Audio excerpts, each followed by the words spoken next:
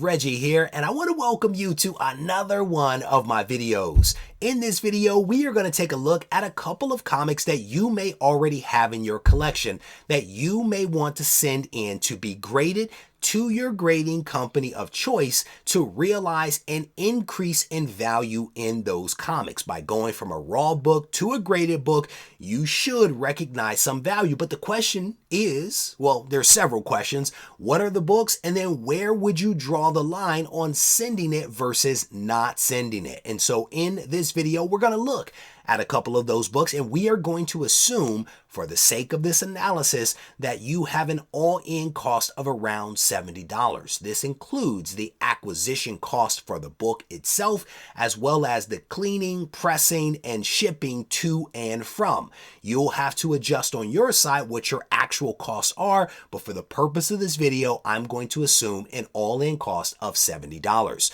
With that said, I do want to encourage you guys to check out the sponsor of this video, comicspriceguide.com. We are going to be using their website for this analysis, and part of the reason for it is because, one, they have a huge database of comics. More than 1.2 million comics are in their system. Two, they give us both the raw and graded value of comics so that we have the ability to see that data. With that said, let's get to the books. All right, let's go ahead and take a look at a couple of examples of books that you may want to consider sending in to be graded if you happen to have them in your collection already. And the very first book that we are going to start off with is a cool book. This is a cool book that I am pleased to have in my collection. It is Amazing Spider-Man issue number 96. And this is a controversial book. Historically controversial because this was a book that was not approved by the Comic Code Authority because of a subplot, sub-story within the book that dealt with drugs, and it actually showed a negative depiction of drug use. Amazing Spider-Man issue number 96, a fine book. And I think it was 96, 97, and 98 that I think is the story arc that dealt with drugs. I think all three were not approved by the Comic Code, but this was, I do believe, the very first one that they took shot on goal with. A fine book, I will tell you that I do have in the collection. And so with that, where would we draw the line on if we want to send this book or not?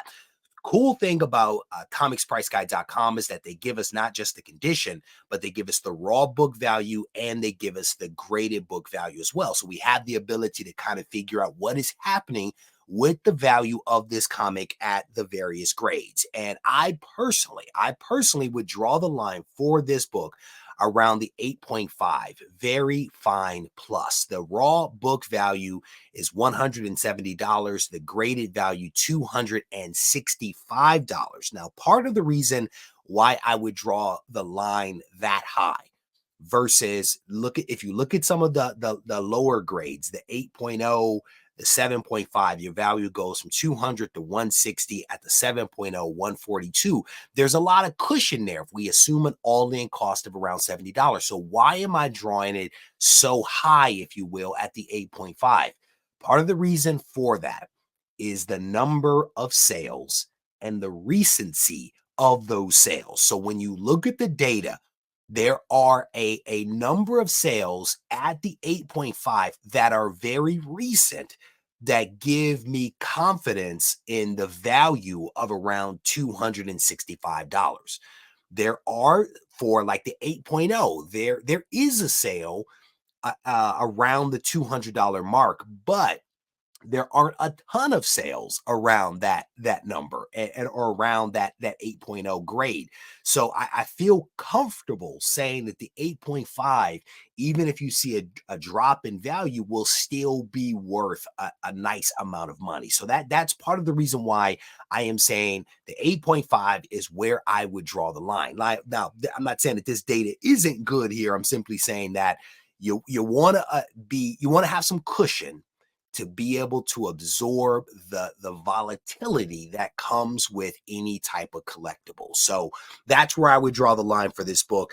ASM 96 at the 8.5, very fine plus. Cool book right there. All right. So the next book that we are going to look at that you may have in your collection was recently rebooted. This title was recently rebooted, and I think folks are excited about it.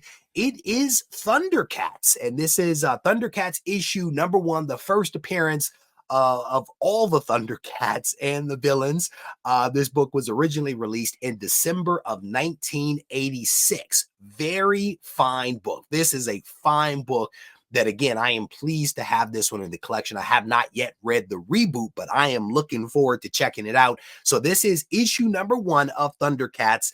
And again, same type of setup here. We have our condition in column 1, our raw value in 2, and our graded value in the 3rd column over here. The question is, where would I draw the line for this book?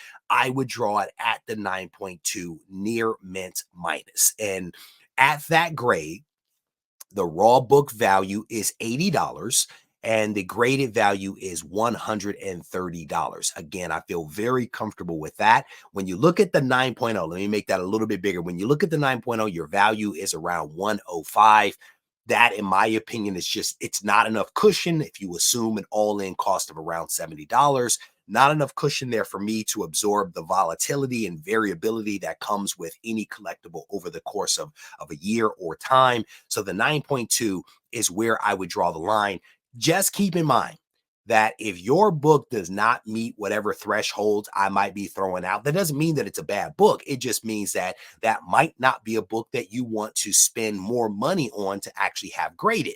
That is a great candidate, however, for a book that would probably look amazing in a Mylar, right? You cannot go wrong with getting a Mylar for a comic. It is like beer goggles. It is beer goggles for a comic. You can't go wrong, all right? So that is Thundercats number 1. The very last book that we're going to look at is another Amazing Spider-Man book. And it is one of my favorite covers. It is one of my favorite covers for ASM volume 1. This is Amazing Spider-Man issue number 100. And that cover, I find this cover striking. You have the wall crawler there and you have his cast of characters behind him. I think it's an incredibly well done cover. It is also the 100th anniversary issue, so you cannot go wrong there. It is also the first appearance of a 6-arm Spider-Man. So very cool book that was released in September of 1971. Where would I draw the line for this book? If you look at the values of this book are pretty solid, especially when you're looking at the 9.8, 9.6, 9.4, and so on, right? You go down the list and you ask yourself, where would you draw the line? Where could you draw the line? The line for this book to me is lower. It is lower. It is actually at the 5.0 mark. 5.0, very good to fine. At that grade, the raw book value is around $90. And the graded value, $130. And again, I feel comfortable with that in terms of the number of sales, the volatility, the cushion, all of that good stuff. For me, 5.0 is where I would choose to send this one in. I think my grade is higher than that. I'm not quite sure where, because I think I still have mine raw. So I need to look into that myself to see whether this is a book that I actually want to send in.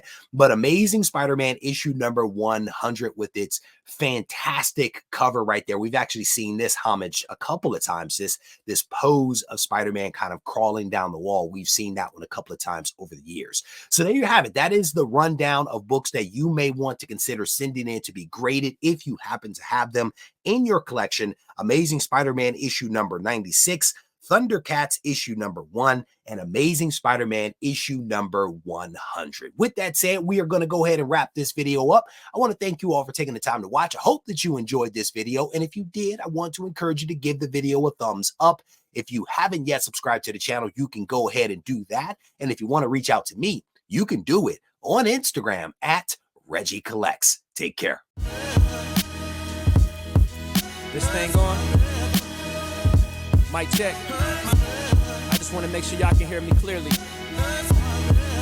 Yeah. Should you practice art? or should art be your practice? I had a question, so I asked it. Not to anyone specifically, but to my inner God, you know? The one that's gonna be a master, the one that's more than a rapper, the one that's an educator, the one that seeks enlightenment. He travels with concepts, he's got the mindset expansive. He understands that it's time combined with travel and concepts makes his mind convex. Sort of like when you look at a brain scan, straight off meditation, we was concaving until we had that eternal dialogue that created our dialect. Now we in distinct rooms of pure souls having them conversations, synergy and combination.